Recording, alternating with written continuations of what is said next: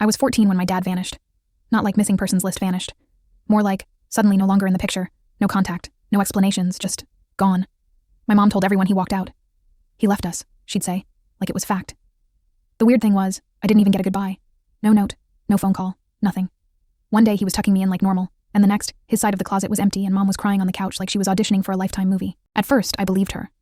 What else could I do? She was my mom. She said he was selfish. That he'd been cheating. That he couldn't handle the pressure of being a husband and a father. I didn't want to believe it, but I didn't have another explanation. She changed our locks, blocked his number, said we needed to move on. Then, barely 2 months later, she introduced us to her new boyfriend, Ethan. A name I'd grow to hate. He moved in faster than anyone should. Brought his toothbrush over on the second date. By the third, he was sleeping in Dad's bed. By the end of the month, he had a key. He said he worked in private security, which sounded fake. He'd stare at me when he thought I wasn't looking. Too long, too intense. At dinner, he'd make weird comments about how I looked, just like my mom at that age, and once, he even called me sweetheart. I wanted to throw up. When I told Mom he creeped me out, she got defensive, said I was being dramatic, that I was just acting out because of the divorce. I told her it wasn't about Dad, it was about Ethan. Something was off. She told me to respect him, that he was trying really hard to be part of the family. But he wasn't trying. He was pushing. He set rules, curfews, told me I needed to start calling him Dad. And the worst part? My mom backed him up. That's when I stopped trusting her.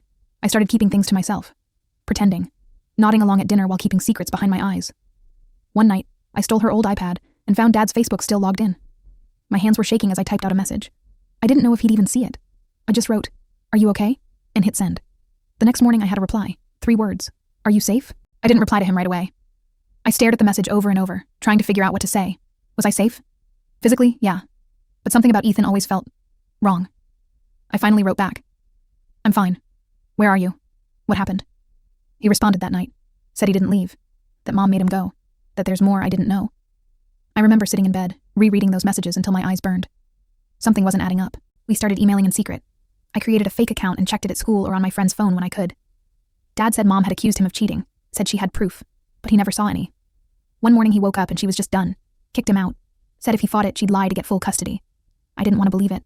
But deep down, I already did. She had a way of rewriting history while you were still living it. Ethan got bolder.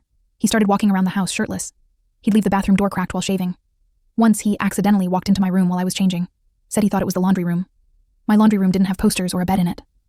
I told Mom, but she rolled her eyes and said, "It was just a mistake. Don't be so sensitive." That's when I started writing letters. Real ones, on paper, and hiding them. I'd write to Dad when I couldn't talk to anyone else. I'd fold the pages into squares and tuck them inside a hollow spot in my mattress. He told me to be careful. That Ethan wasn't who he said he was. That if I ever felt unsafe, I needed to find the small fireproof box in our attic. He'd hidden it behind the insulation on the north wall. He said there were things in there that Mom didn't want me to see. Evidence, photos, a journal. I wasn't ready. Not yet. Then one day at school, the front office called me out of class. Said there was an issue with my emergency contacts. When I looked at the form, my last name had been changed to Ethan's. My real dad's name was completely gone. The school secretary said the paperwork came from my mom. She'd filed for a name change, without telling me. That night she said, "It's for the best. We're a family now." I wanted to scream. I wanted to disappear. That night, Ethan knocked on my bedroom door and said, "Congrats on becoming a real part of the family." Then he winked. I locked the door, shoved a chair under the knob, and cried until I couldn't breathe. I wrote a 6-page letter to Dad that night, poured everything into it. I told him about the name change, the looks, the way Ethan lingered too long in the hall outside my room. I told him I was scared. I didn't know what to do. 2 nights later, I woke up to the sound of footsteps. Not loud, not fast, just slow, deliberate creaks on the wooden floor outside my room. I held my breath. The chair was still under the doorknob, wedged tight. Then I heard the knob turn. Once, twice. Then a whisper. "You asleep?" It was Ethan. My heart nearly exploded. I didn't answer. I stared at the door until morning, clutching my phone like it was a weapon. The next day, I pretended everything was fine. I needed time. I needed a plan. I texted Dad during lunch and told him I needed to find that box in the attic. He told me to wait until they were both gone. Wait for a date night or grocery run. The insulation was in the far corner, behind the chimney. He said to wear gloves, that there might be nails. That once I found what was inside, I'd finally understand everything. That it would help. 2 days later, they went out for dinner. I said I had a sore throat and begged to stay home. Mom didn't care. Ethan made a gross joke about how teen girls always get sick when there's dishes to do, and they left. As soon as I heard the car pull out, I ran for the attic. I pulled the cord and climbed up, flashlight in one hand, gloves in the other. The air was thick with dust. Cobwebs brushed my face. My hands were shaking. It took 10 minutes to find it. The insulation was stapled awkwardly, like someone had pulled it back and retacked it. Behind it was a steel fireproof box, the kind with a combination lock. But the code was already taped to the bottom. Inside was a journal, some photos, a USB stick. The first page of the journal was dated 6 months before Dad left. It read, "Lauren is different, colder, distant. I think she's seeing someone." My blood ran cold.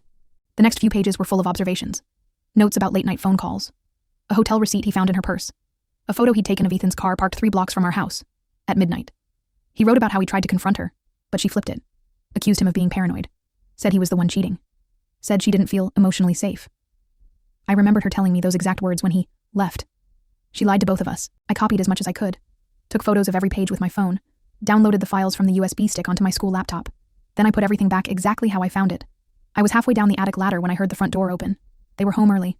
My heart stopped. I shoved the ladder up, ran to my room, and barely got the chair back under the doorknob before Ethan came up the stairs calling my name. "Hey, kiddo. You feeling better?" he asked, like nothing had ever happened. I forced a yeah, and stared at the door until I heard him walk away. I didn't sleep that night. The next morning I emailed Dad the files from school. He replied within the hour. "We're done waiting." I met Dad's best friend Tom that afternoon. He was waiting outside my school in an old pickup with tinted windows. I didn't know him well, but Dad said I could trust him with my life. We drove to the library. No talking. Just the sound of tires on pavement and my heart pounding. Tom handed me an envelope. Inside were printed copies of everything. Dad's journal entries, screenshots, pictures, hotel receipts. "We're taking this to someone who'll listen," he said. The person he meant was Mrs. Chalmers, my old middle school counselor. She always told me I could come to her with anything. We walked into her office together, and I told her everything. Not just about Ethan or Mom, but the way it felt to live in that house. Like I was always being watched, like breathing too loud might set him off. Tom laid out the documents. Mrs. Chalmers sat there for a long time, reading. Then she picked up the phone. The next 48 hours were a blur. CPS showed up at my school the next day. I was pulled from class, again. But this time it wasn't the front desk secretary. It was 2 women in navy windbreakers, holding clipboards and speaking in soft, firm voices. They said they needed to talk to me in private. I told them everything. Again. Word for word. And this time they listened. They believed me. They took copies of the journal and the USB. I didn't go home that night.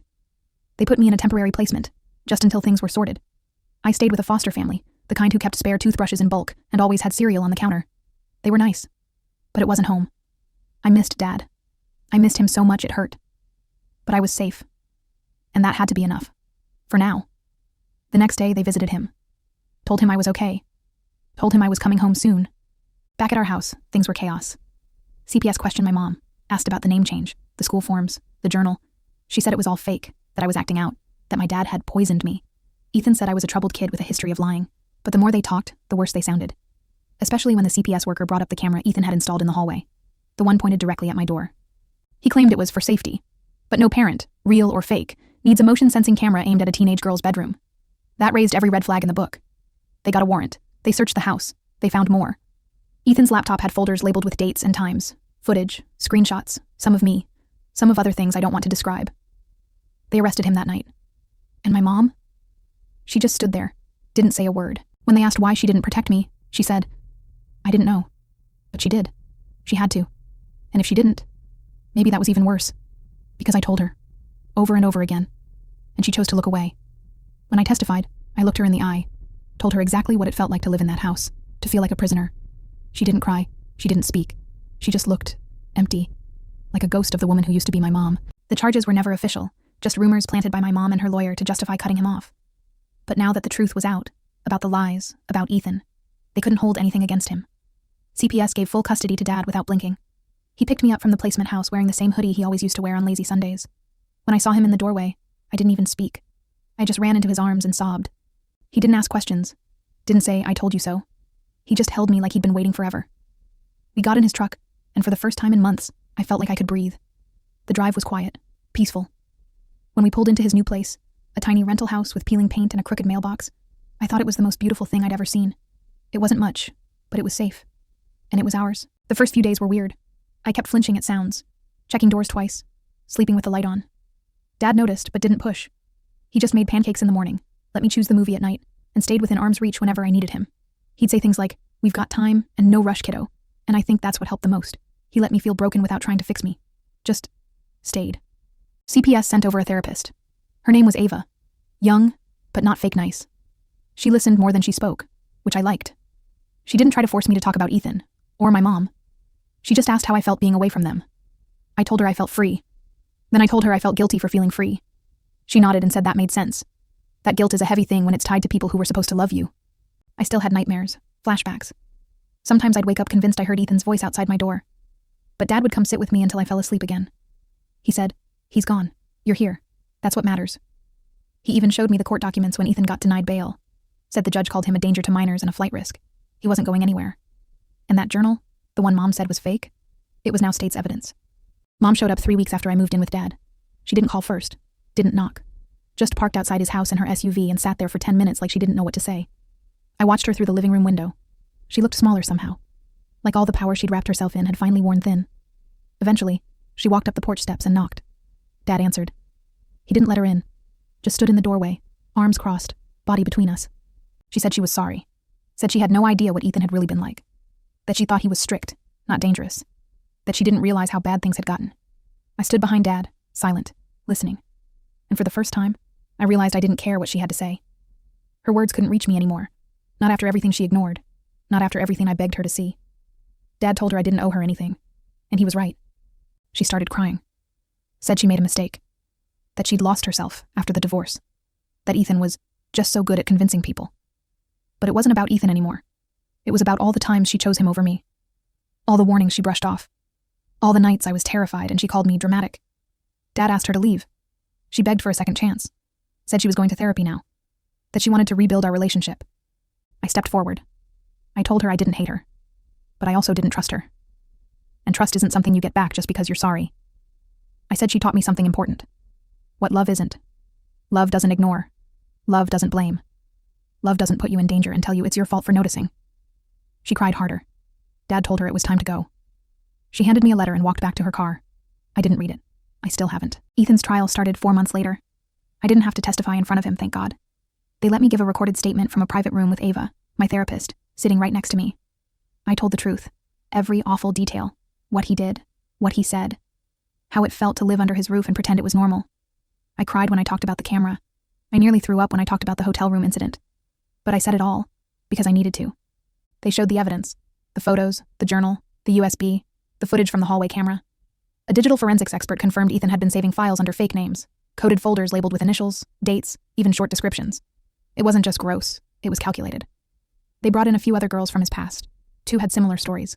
1 had filed a restraining order years ago, but it was dismissed. Suddenly, everything about him made sense. He pled not guilty at first, but the mountain of evidence crushed that fast. His lawyer tried to claim I was unstable, that my dad had coached me, that the journal was a fake. But handwriting experts confirmed it was my dad's, and the timestamps on the files, they lined up with the dates he'd been kicked out of our lives. Eventually, Ethan broke, took a deal. 30 years, no parole. He never looked at me once during sentencing. Coward. After the trial, life didn't magically snap back to normal. But it got better. Slowly. Quietly. Like healing always does. I went back to school. Changed my last name back to my dad's. Got my door rehung. Started sleeping through the night. My hair stopped falling out in clumps. The panic attacks got fewer and farther between. I still saw Ava every week. She never rushed me. Just listened. One day, I told her I didn't want to be afraid anymore. She smiled and said, "You're not. Not really. If you were, you wouldn't still be here." Dad found a better job, construction work, but steady, unionized with benefits. We moved into a better place across town. Nothing fancy, but it had a porch swing and a backyard big enough for a dog. He let me paint my room whatever color I wanted. I chose green, bright green, like fresh grass, like starting over. One night, we had a fire pit going in the backyard. Just me and Dad, wrapped in blankets, roasting marshmallows. He looked over at me and said, "You saved us, you know." I didn't feel like a hero. I told him I just did what I had to do. He said that's what heroes always say. A few weeks after the sentencing, I found the letter my mom gave me, still sealed in the back of my desk drawer. I held it for a long time, wondering if maybe there was something in there I needed to read. Some final truth, some explanation, some sign she finally saw me. But in the end, I didn't open it. I lit a match, walked out to the fire pit, and watched the envelope curl into ash. Because I didn't need her words anymore. I had my own.